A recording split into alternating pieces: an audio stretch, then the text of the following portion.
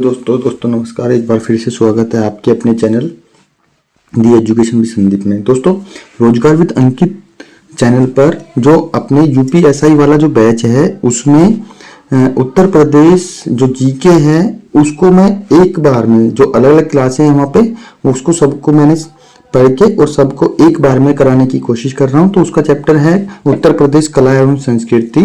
उत्तर प्रदेश संस्कृति परिधि के अंतर्गत कौन कौन से क्षेत्र आते हैं? तो विरज आता है, अवध आता है, भोजपुरी आता है, बुंदेलखंड आता है, रुहेलखंड आता है, आदि क्षेत्र स्थित है।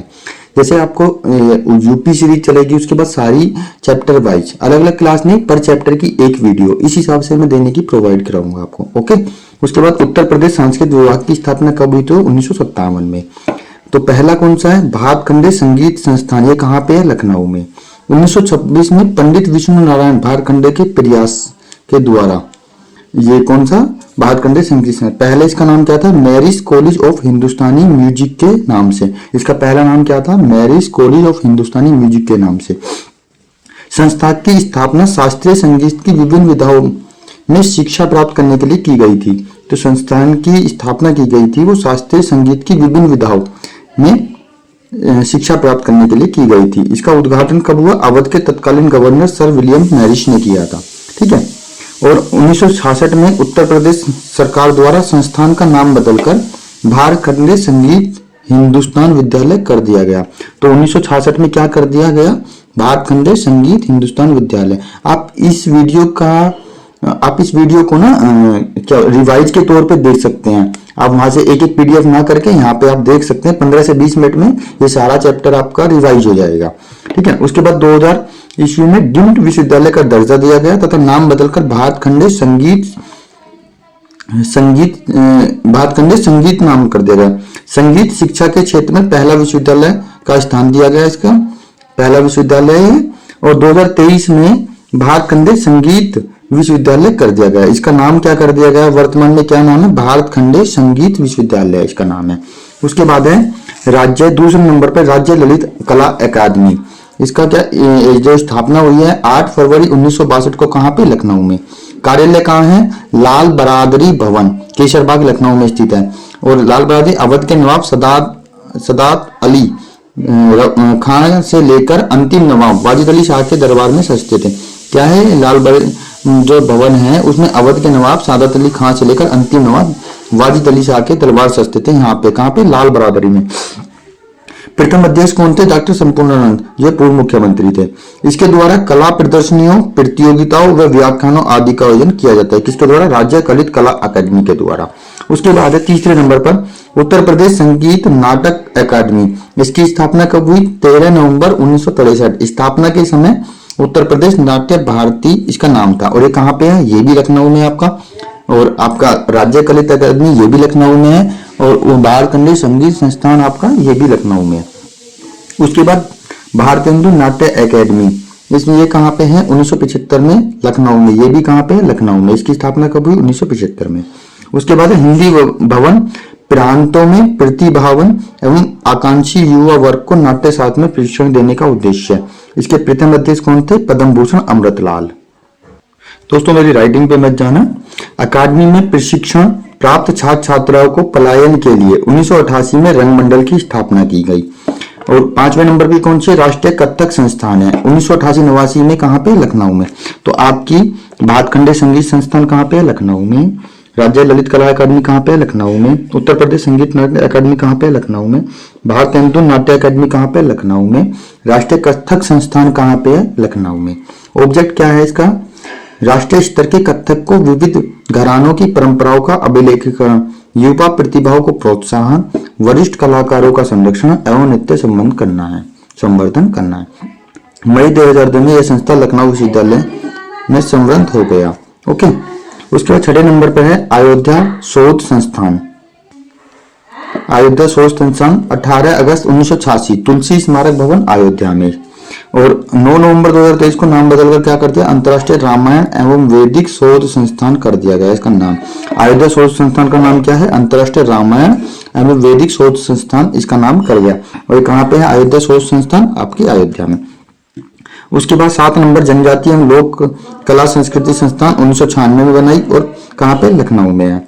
अंतर्राष्ट्रीय बौद्ध शोध संस्थान स्थापना 1985 में आचार्य नरेंद्र देव अंतर्राष्ट्रीय बौद्ध शोध संस्थान की स्थापना सारनाथ वाराणसी में हुई थी। और 1990 में सारनाथ वाराणसी से लखनऊ स्थानांतरित कर दिया गया। मतलब स्थापना कहाँ पे हुई थी? वाराणसी में। और अब 1990 में कहाँ पे? इसको सारनाथ वाराणसी से लखनऊ स्थानांतरित कर दिया गया। 2009 में नाम बदलकर अंतर्राष्ट्रीय बौद्ध शोध संस्थान इसका नाम कर दिया गया। उसके बाद है शास्त्रीय संगीत, क्लासिकल म्यूजिक आर्ट। भरत मुनि के नाट्य शास्त्र को केवल हम यहाँ पे उत्तर प्रदेश की ही बात करेंगे, ना कि भारत की बात करेंगे। केवल अभी हम यहाँ पे यूपी जी के पढ़ रहे हैं। इसके बाद जब भारत की कला एवं संस्कृति की क्लास में अलग से रिटन नोट्स के साथ में लेके आऊंगा। भरत मुनि के नाट्य शास्त्र को उत्तर प्रदेश के संगीत का बाइबल कहा जाता है। ठीक है। भारतीय संगीत का नाट्य शास्त्र को में सम्मिलित है। समय के साथ साथ भारतीय संगीत दो अलग अलग धाराओं में विभाजित होगी। पहली धारा हिंदुस्तानी संगीत पद्धति, और ये कहाँ पे? उत्तर प्रदेश, संपूर्ण उत्तर भारत में। और कर्नाटक संगीत पद्धति, ये मतलब दो पद्धति में इसको बांट दिया गया, हिंदुस्तान संगीत पद्धति और कर्नाटक संगीत पद्धति। जो उत्तर, इसमें कितनी विधाएं हैं? 10। हिंदुस्तान संगीत पद्धति हम यहाँ पे पढ़ेंगे, कर्नाटक संगीत पद्धति नहीं पढ़ेंगे, क्योंकि हिंदुस्तान संगीत पद्धति जो है उत्तर प्रदेश, संपूर्ण उत्तर भारत में है, तो उत्तर प्रदेश में भी है। इसके अंदर कौन कौन सा आता है? ध्रुपद, ख्याल, तराना, ठुमरी, धमर, होरी, ठप्पा, चतुरंग, रस सागर और सरगम। इसके द्वारा देख लेते हैं। ध्रुपद, ख्याल, तराना, ठुमरी, धमर, होरी, ठप्पा, चतुरंग, रस सागर और सरगम। ठीक है। उसके बाद ध्रुपद संगीत के कुछ नियमों में बंधे होने के कारण ध्रुपद कहा जाता है। उत्पत्ति मंदिरों में भाषा ब्रजभाषा, संगीत संस्कृत शब्दों का प्रयोग कर दिया जाता है। वाद्य यंत्र का तंबूरे या पखावज। इस शैली को अकबर के समय मुगल दरबार का संरक्षण प्राप्त हुआ था, जिससे वह अपने शिखर पर पहुंच गई। कौन सी शैली? ध्रुपद। अकबर के दरबार में 3 श्रेष्ठ ध्रुपद, तानसेन, बाबा गोपाल दास और स्वामी हरिदास। उसके बाद है ध्रुपद का डागरी घराना उत्तर प्रदेश व बिहार से संबंधित है। संगीतकार कौन है? उस्ताद जिया। सबसे महत्वपूर्ण क्या आता है कि इसके संगीतकार जो है ये पढ़ा जाता है, ये क्वेश्चन पूछे जाते हैं। उस्ताद जिया, मोहम्मदीन डागर, अशोक पाठक, रहीम, फमुद्दीन खान, जिया फरुद्दीन और गोपाल कृष्ण। उसके बाद दूसरी कौन सी? ख्याल। उत्पत्ति कहाँ से? अमीर खुसरो से। विशेष महत्व क्या है? जौनपुर के सरकी सुल्तान मोहम्मद सरकी के द्वारा। ख्याल की रचना क्या है? बंदिश कहलाती है। ख्याल की जो रचना है वो क्या कहलाती है? बंदिश। उत्तर प्रदेश का किराना व आगरा घराना ख्याल के लिए प्रसिद्ध है। किराना शामली जिले में है। ठुमरी भारतीय शास्त्रीय संगीत की लोकप्रिय गायन शैली। विषय क्या है? प्रेम व भक्ति है। और रचना की भाषा क्या है? हिंदी, ब्रजभाषा और अवधी है। घराना क्या? लखनऊ और बनारस। कलाकार रसूलन देवी, सिद्धेश्वरी देवी, गौहरजान, बेगम अख्तर, शोभा गुट, नूरजहां, प्राभयात्रे, गिरिजा देवी। और गिरिजा देवी क्या कहते हैं? ठुमरी की रानी। उसके बाद घराना कौन सा है? लखनऊ घराना। ठीक है। यह अन्य नाम क्या है? पूरब घराना। यह घराना अवध के अंतिम नवाब वाजिद अली शाह के संरक्षण में विकसित होता है। ठीक है। तबला के लखनऊ घराने के संस्थापक उस्ताद बख्शू खान व मोदू खान थे। कत्थक के लखनऊ घराने के संस्थापक ईश्वरी प्रसाद प्रयागराज के हांडिया क्षेत्र के निवासी थे। ये खुर्शीद अली खां को लखनऊ ख्याल गायकी का जनक माना जाता है। तो क्वेश्चन पूछा जाएगा लखनऊ ख्याल गायकी का जनक किससे माना जाता है? तो खुर्शीद अली खां को। इस तरह से क्वेश्चन ये पूछे जाएंगे। और विशेष महत्वपूर्ण टॉपिक है, आपने पीछे देखा भी होगा, हर पेपर के अंदर एक ना एक दो क्वेश्चन कला एवं संस्कृति से आते हैं। मलिका गजल के नाम से मशहूर बेगम अख्तर लखनऊ घराने से संबंधित है। तो लखनऊ घराने से मलिका गजल के नाम से मशहूर बेगम अख्तर कहाँ के घराने से संबंधित है? तो लखनऊ घराने से संबंधित है। वाजिद अली शाह ने अख्तर पिया नाम से ठुमरी बंदिशों की रचना की थी, जबकि बिंदादिन ने वाजिद अली शाह ने अख्तर पिया नाम से ठुमरी बंदिशों की रचना की थी, जबकि बिंदादिन ने सनद पिया के नाम से रचना की थी। तो वाजिद अली शाह ने अख्तूर पिया के नाम से और बिंदादिन ने सनद पिया के नाम से। लखनऊ घराने में मियां गुलाम नबी सोरी ने टप्पा शैली का प्रवर्तन किया था। लखनऊ घराने के बिंदादिन ठुमरी के प्रणेता माने जाते हैं। तो ठुमरी के प्रणेता किसे माने जाते हैं? बिंदादिन को। लखनऊ घराना ख्याल व ध्रुपद गायन के लिए प्रसिद्ध है। लखनऊ घराने के प्रसिद्ध कलाकार बिंदादिन, शंभू महाराज, लच्छू महाराज, कालका महाराज, अच्छन महाराज, बिरजू महाराज, पंडित दुर्गा प्रकाश मिश्रा। तो लखनऊ घराने के प्रसिद्ध कलाकार बिंदादिन, शंभू महाराज, लच्छू महाराज, कालका महाराज, अचन महाराज, बिरजू महाराज, पंडित दुर्गा प्रसाद मिश्रा। शंभू महाराज ने रहीमुद्दीन खान से हिंदुस्तानी शास्त्रीय संगीत की शिक्षा ग्रहण की थी। तो हिंदुस्तानी शास्त्रीय संगीत की शिक्षा किससे ली थी? शंभू महाराज ने रहीमुद्दीन खान से। इसके बाद दूसरा घराना है बनारस के प्रवर्तक कौन है? मौदू खां के शिष्य पंडित राम सहाय को माना जाता है। बनारस घराना गायन व वादन दोनों कलाओं के लिए प्रसिद्ध है। कथक नृत्य के बनारस घराने के संस्थापक कौन है? जानकी प्रसाद। ख्याल गायन शैली के बनारस घराने के संस्थापक कौन है? पंडित गोपाल मिश्रा। घराने के प्रसिद्ध शास्त्रीय संगीतकार कौन है? ठाकुर जयदेव सिंह को संगीत शास्त्र का जनक माना जाता है। ओके, उसके बाद है प्रसिद्ध कलाकार जैसे तबला वादक, तो गुदई महाराज, किशन महाराज व पंडित राम सहाय व अनोखे लाल। अभी हम किसकी बात कर रहे हैं? केवल बनारस घराने की। शहनाई वादक उस्ताद बिस्मिल्लाह खां कौन से घराने से संबंधित है? तो बनारस घराने से। यह मुमताज खां। बांसुरी वादक हरिप्रसाद चौरसिया। ठुमरी गायिका रसूलन बाई, सिद्धेश्वरी देवी, गिरजा देवी, छोटी मैना, बड़ी मैना। ये कौन है? ठुमरी गायिका। अब इसके बाद तीसरा घराना कौन सा है हमारा? आगरा घराना। अन्य नाम क्या है? रंगीला घराना, खवाल बच्चा घराना। मुगल काल में सबसे केंद्र बिंदु था ये। सूतपात श्याम रंग व सरस रंग। उत्पत्ति कहाँ से? खुदाबख्श से। जन्मदाता तानसेन के बाद दामाद हाजी सुजान खां। आगरा घराना प्रेम व भक्ति श्रृंगार के लिए विशेष रूप से माना जाता है। आगरा घराना के गायक कौन है? ख्याल के साथ ध्रुपद और धमार में पारंगत। फैजल खां आगरा घराना के प्रसिद्ध संगीतकार थे। प्रमुख कलाकार कौन है? उस्ताद फैजल खां, उस्ताद अता हुसैन खां, उस्ताद वजीर अहमद खां और स्वामी वल्लभदास दिनकर काकीनी। उसके बाद तीसरा घराना आता है हमारा कैराना घराना। शामली जिले की कैराना तहसील से संबंधित है। संस्थापक अब्दुल करीम खां, हिंदुस्तानी ख्याल के विख्यात है। प्रमुख कलाकार गंगूबाई हंगल, भीमसेन जोशी, मीराबाई बरोडकर, अब्दुल करीम खां, अब्दुल वहीद खां। और ये भीमसेन जोशी को 2008 में भारत रत्न दिया गया। रामपुर घराना संस्थापक उस्ताद इयानत हुसैन खां, मुख्य रूप से ख्याल गायकी के लिए प्रसिद्ध हैं। उस्ताद राशिद खान, गुलाम मुस्तफा खान, निसार हुसैन खां। इटावा घराना, इस घराना के संगीतकार को मुख्य रूप से सितार वादन के लिए जाना जाता है। प्रमुख सितार वादक इमदाद खां, उस्ताद बिलायत खां। अदर कौन है? सुजन सिंह, ध्रुव तारा जोशी और तुरब खां। प्रयागराज केशरबाई, जानकी उर्फ छप्पन छुरी, कृष्णा देवी, मुनीर खातून बेगम। इसके बाद है लोक नाट्य कला अकादमी। उत्तर प्रदेश अपने लोक नाटक के लिए प्रसिद्ध है। नौटंकी कौन कौन से? नौटंकी, रामलीला, रासलीला, गुलाबो सिताबो, नगर भाषा, भरतहरी, स्वांग सपेरा, ख्याल भगत, विदेशिया आदि उत्तर प्रदेश के प्रमुख नाटक हैं। प्रदेश में लोक नाट्य कठपुतली, ग्लब्सन व राट कठपुतली का अधिक प्रचलन था। गुलाबो सिताबो प्रदेश की पहली ग्लब्स कठपुतली थी जो कि अवध के नवाब वाजिद अली शाह के जीवन पर आधारित कहानी है। कौन सी? गुलाबो सिताबो। इसके बाद गुलाबो सिताबो व काबली वाला रविंद्रनाथ टैगोर की रचना भी है। ठीक है। उसके बाद पहला इसमें क्या है? रामलीला। भगवान रामचंद्र की जीवन पर आधारित है, सबको पता होता है। ये वाराणसी के रामनगर में 31 दिन तक आयोजन किया जाता है। किसका? रामलीला। प्रस्तुति अवधी व क्षेत्रीय भाषा में। रामलीला को यूनेस्को की मानवता की अमूर्त सांस्कृतिक विरासत कौन कौन सी होती है? एक तो होती है मूर्त जो हमें दिखाई देती है, एक होती है अमूर्त जो हमें दिखाई नहीं देती। सांस्कृतिक विरासत के तौर पर 2008 में शामिल किया गया था। तो ये यूनेस्को की 2008 में रामलीला को अमूर्त सांस्कृतिक विरासत में के तौर पर शामिल किया गया था। रासलीला भगवान श्री कृष्ण के जीवन के पर आधारित है। नौटंकी उत्तर प्रदेश का एक लोकप्रिय प्रिय नाट्य शास्त्र है। विषय वस्तु क्या? ऐतिहासिक, सामाजिक और लोक कथाएं हैं। प्रमुख शैलियां कानपुर और हाथरसी, मनोरंजन, भक्ति एवं वीरस। जो हाथरसी है कानपुरी मनोरंजन, भक्ति एवं वीरस के लिए प्रसिद्ध है। उसके बाद प्रमुख कलाकार विनोद रस्तोगी, डॉक्टर कृष्ण मोहन सक्सेना, मधु अग्रवाल, संदीपन विमलकांत, राधा रानी, मोहन स्वरूप भाटिया और अतुल यदुवंशी। राहुला बुंदेलखंड का एक लोक नृत्य है। ख्याल बुंदेलखंड का एक लोक नृत्य है। उसके बाद संगीत कला जैसे कजरी लोकगीत है ये।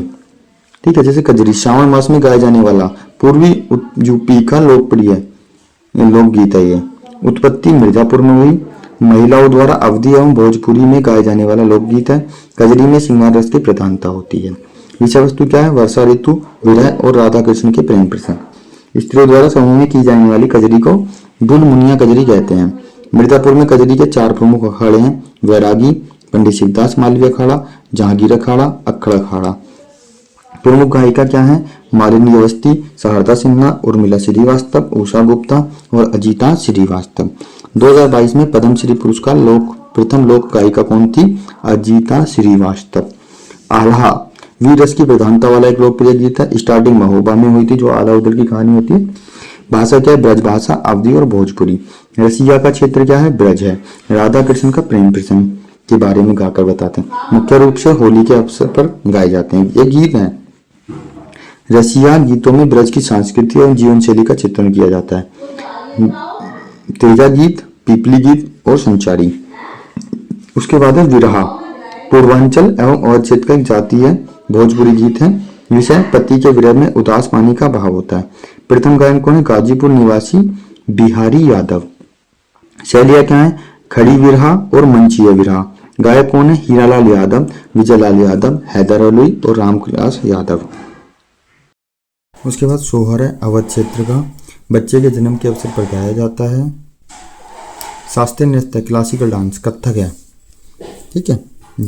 उत्तर प्रदेश एकमात्र शास्त्रीय नृत्य है। कथक कथा से उत्पन्न होता है, जिसका अर्थ है कहानी कहना। शुरुआत व्रज की रासलीला से, जहाँ कथाकार महाकाव्य एवं पुराणों के प्रसंगों की गाकर सुनाते थे, वे नृत्य करते थे। कथक पर सल्तनत और मुगल काल में फारसी शैली का प्रभाव पड़ा और इसे अवध के नवाब वाजिद अली शाह ने प्रोत्साहन दिया और यह लखनऊ बनारस घराने के रूप में प्रकट हुआ। कथक में ध्रुपद, तराना और ठुमरी संगीत का उपयोग किया जाता है। प्रमुख कलाकार ठाकुर प्रसाद शंभू, दुर्गा प्रसाद, दुर्गा महाराज, लच्छू महाराज, अच्छन महाराज, कालका महाराज, गोपी कृष्ण चौबे, तारा देवी, सितारा देवी, बिरजू महाराज। प्रदेश में 4 संस्थानों के द्वारा कथक स्नातन की डिग्री दी जाती है। कौन सा? बनारस हिंदू विश्वविद्यालय वाराणसी, आगरा विश्वविद्यालय आगरा, भातखंडे संगीत संस्थान लखनऊ, राष्ट्रीय कथक संस्थान लखनऊ। लोक नृत्य क्या है? चरकुरा, इसे घड़ा नृत्य भी कहते हैं। ब्रज क्षेत्र राधा के जन्म से संबंधित है। इस नृत्य में महिला अपने सर पर एक पिरामिड पर 108 जलते हुए तेल के दीपक को रखकर नृत्य करती हैं। नृत्य के साथ रसिया लोकगीत गाया जाता है। प्रमुख नृत्यांगन गीतांजलि शर्मा, मिथिलेश होजरी, ब्रज की राधा किसको बोलते हैं? गीतांजलि शर्मा को। और पूर्व पीएम अटल बिहारी वाजपेयी ने क्या बोला था इनको? ब्रज की राधा। मयूर नृत्य ब्रज क्षेत्र से, नरसिंह नृत्य ब्रज क्षेत्र से, रास नृत्य, झूला नृत्य ये कहाँ से? ब्रज क्षेत्र से संबंधित हैं। बुंदेलखंड क्षेत्र के लोक नृत्य, लठमार नृत्य दीपावली के अवसर पर, सोरा अथवा सोहरा नृत्य हमीरपुर, झांसी व ललितपुर जनपदों में कृषकों द्वारा फसल कटाई के दौरान किया जाता है। धूरिया नृत्य कुम्हार जाति के लोगों द्वारा किया जाता है। इसमें पुरुष स्त्रियों का भेष बदलकर इसे जो इस नृत्य को करते हैं। एक देवी नृत्य, एक दीवारी पाई डंडा भगवान श्री कृष्ण के जीवन से संबंधित है। इस नृत्य की गुजरात के डांडिया नृत्य के समांतर है। राई नृत्य मयूर नृत्य भी कहते हैं, ब्रज के मयूर नृत्य के समान है ये। दीप व दिवाली नृत्य, काना नृत्य, घोड़ा नृत्य, बरेडी नृत्य और कार्तिक नृत्य ये कहाँ के हैं? सब बुंदेलखंड क्षेत्र के नृत्य हैं। अब पढ़ते हैं हम अवध क्षेत्र के नृत्य को।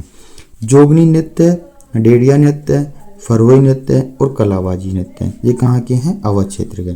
अब जोगनी नृत्य अवध क्षेत्र में विशेषकर रामनवमी के अवसर पर होता है। ये अवध क्षेत्र में भगवान राम के वन से अयोध्या वापस लौटने के उपलक्ष्य में किया जाता है। अवध क्षेत्र में अहीर समुदाय का प्रसिद्ध लोक नृत्य है। नृत्य एवं कला, नृत्यक एवं नकली घोड़े पर बैठकर मोर बाजा वाद्य यंत्र लेकर नृत्य करते हैं। अब पूर्वांचल क्षेत्र के नृत्य देख लेते हैं। नटवरी, चोरसिया ये जौनपुर का है, विदेशिया, करहुआ और कठफोड़वा नृत्य। एक है ढरकही नृत्य, यह नृत्य जानवरों के सींगे से बने वाद्य यंत्र के माध्यम से जनजातियों द्वारा किया जाता है। तो इस क्लास में इस चैप्टर के अंदर इतना ही था। अब नए मिलते हैं नए किसी चैप्टर के साथ में, जो रोजगार विद अंकित चैनल पर आपका ऐसा ही बैच पेड बैच में इसकी पीडीएफ आप मेरे टेलीग्राम चैनल से ले सकते हैं। थैंक यू, जय हिंद, धन्यवाद। और ऐसे ही पढ़ते रहिए, मुस्कुराते रहिए, हंसते रहिए। जय श्री राधे, राधे राधे।